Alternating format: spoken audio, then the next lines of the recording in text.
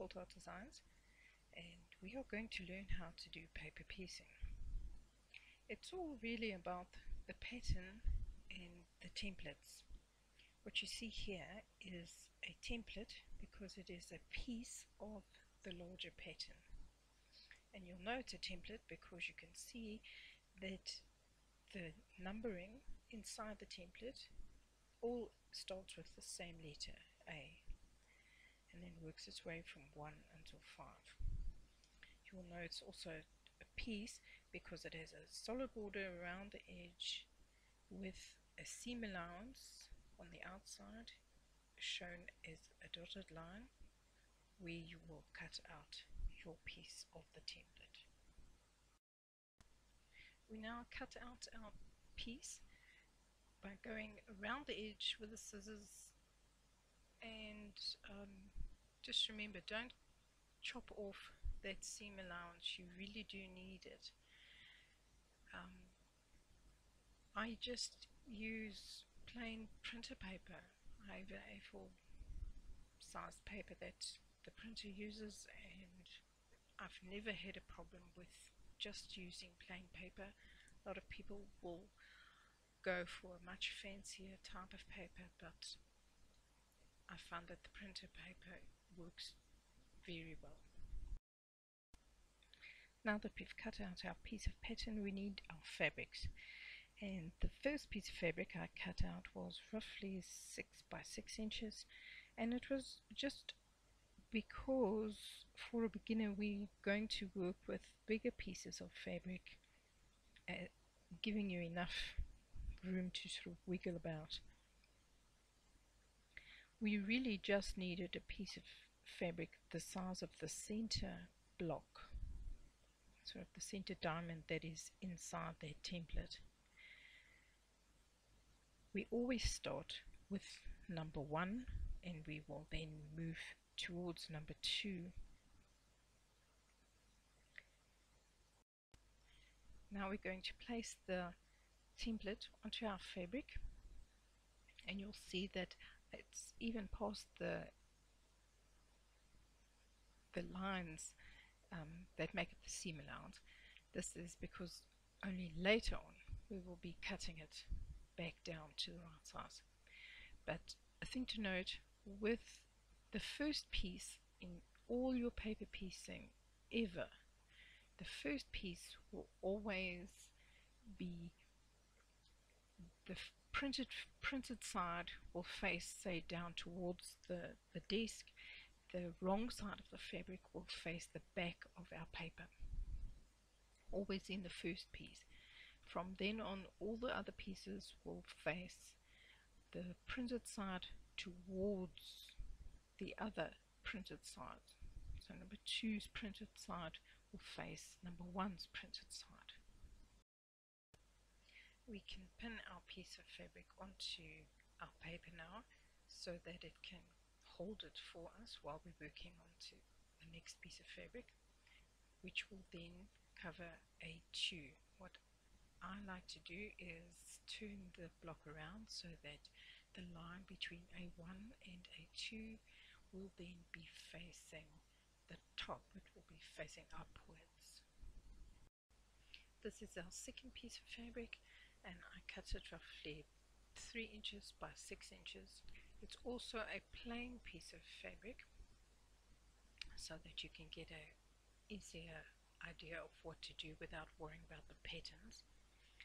What I then need to do is to see if it's going to fit over the whole of the triangle with a seam allowance between the lines of 1 and 2.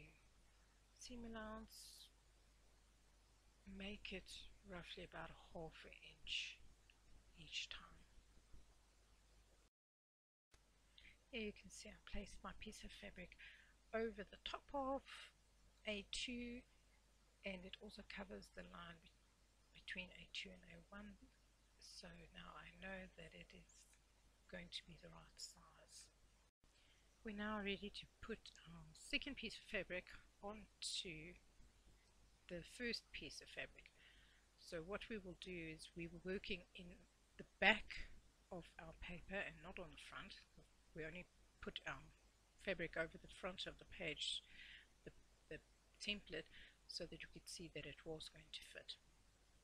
What we will do is now put your piece of fabric down onto the desk. Take your template with the A1 first piece of fabric pinned to it, and then the line between number 1 and number 2. That is where you're going to sew. So we need a seam allowance. So we're going to place the paper down onto our second piece of fabric with a tiny bit of seam allowance showing. Another thing to note, I placed the fabric down onto the desk and then I placed the template over it. But you can also hold the template up to the light. You need to hold the paper with piece 1 up to the light or even a window and place the second piece of fabric onto it the same way we done, with the seam allowance up to the line between the segment 1 and 2. Holding it up to the light helps it to shine through so that you can see if your fabric is in the right place, if you have got enough seam allowance.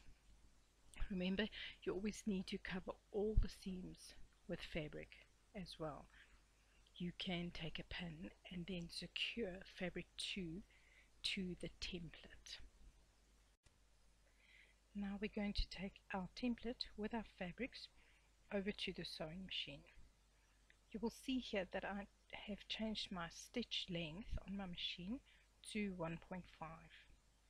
This is so that the small stitches will perforate the paper and make it easier to tear off when we have finished sewing our block. We place the foot of the machine down onto the start of the line between number 1 and number 2, and we sew along the line in a straight line until we get to the seam allowance line. But don't sew inside that seam allowance. Once you get to that edge, you need to stop. I use normal universal sewing needles in my machine, so it's nothing special that you have to get to do paper piecing. The machine very easily sews through the printer paper. With paper piecing, you are sewing onto the paper and your fabric is at the back of the paper, and that sometimes intimidates people, but trust me, it will all work out fine. You can use a small back stitch in the beginning and the end of your sewing line to hold the fabrics, but I don't always do that, and my pieces are all still quite fine. Now we can see what we have sewn. The fabric 2 is attached to the fabric 1. It really looks weird right now, but it will all get better very quickly. Turn your piece back around, so we're going to work with the paper side facing us. Fold down the piece number A2 that you have just sewn, but only fold the paper down.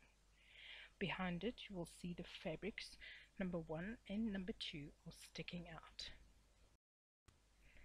We're going to trim our seam allowance now between these two segments. With your ruler, measure a 1/4 inch seam, or even a little larger if you would like, and cut straight across and through both of those fabrics. Flip your piece back over to the fabric side, and on this fabric side you can now fold up this piece that you've just added, fabric 2, and then press it up with your finger along the sewing line. Now you work with it in this position. You can take your block over to the iron if you'd like and give it a quick press. This helps to lock it in and get the fabric really nice and flat. We're going to move on to do piece A3 now. Again, we take a piece of fabric, roughly cut at 3 by 6 inches, and we place it behind the paper up to the line between 1 and 3, and we remember to also add our seam allowance of roughly about ½ inch. We sew along the line between number 1 and number 3 the same way as we did with 1 and 2.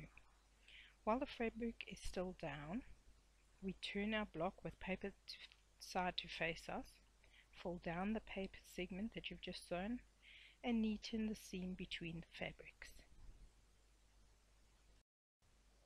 When we're going to cut the piece between 1 and 3, remember that 1 and 2 are folded out and they are flat, but 1 and 3, that piece of fabric is not folded out yet. It is still tucked in underneath, folded back against number 1. And what you need to do there when you're going to make your seam is remember that anything above that line needs to be cut off. So if it means you're going to cut pieces of number 2 off also in that straight line with that seam, that is also fine. Back on our fabric side, we fold out our new addition, the piece between 1 and 3, and we finger press it open. You can also press it with the iron to hold it in place. And we're going to start looking for our new fabric that is going to be on piece 4. For piece 4 that we're going to add now, I wanted to add a fabric with a print. The size is also roughly 3 by 6 inches, and we're going to add it the same way as we added all the others.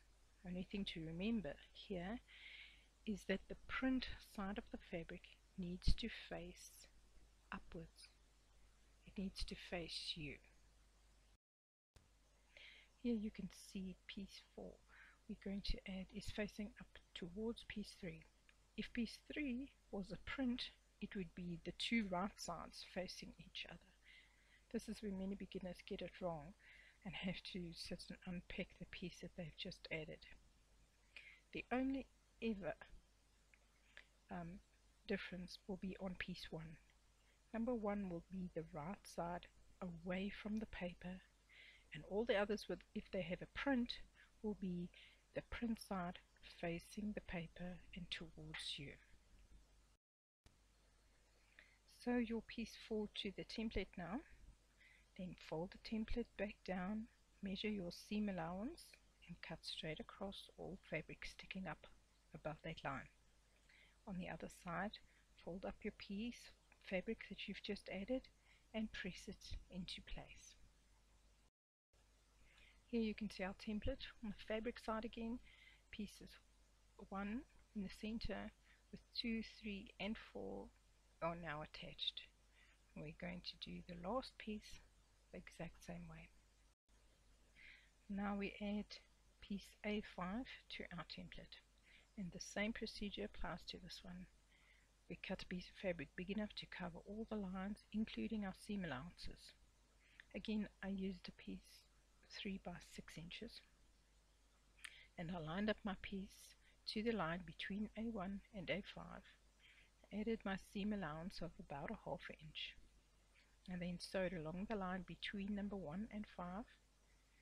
I folded down the paper template, cut my seam allowances to 1/4 inch, turned the paper over, and on the other side folded up my fabric and pressed it neatly into its place.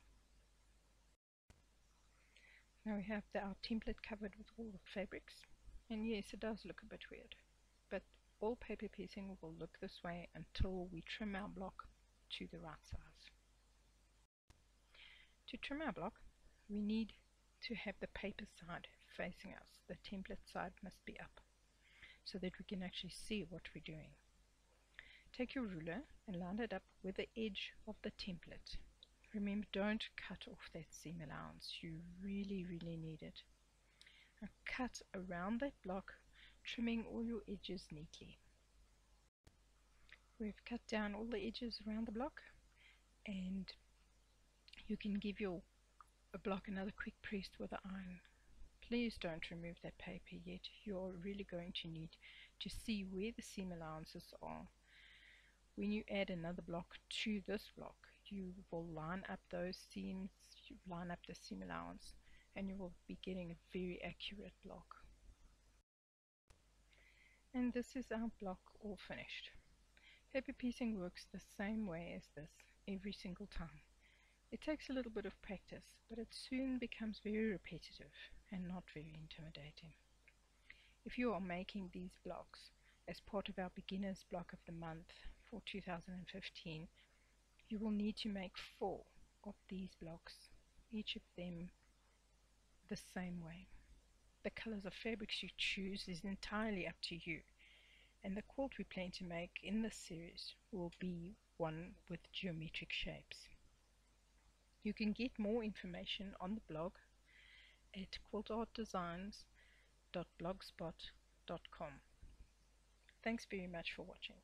I hope you have learned this skill by doing it along with me, and I hope that you enjoy it. Bye.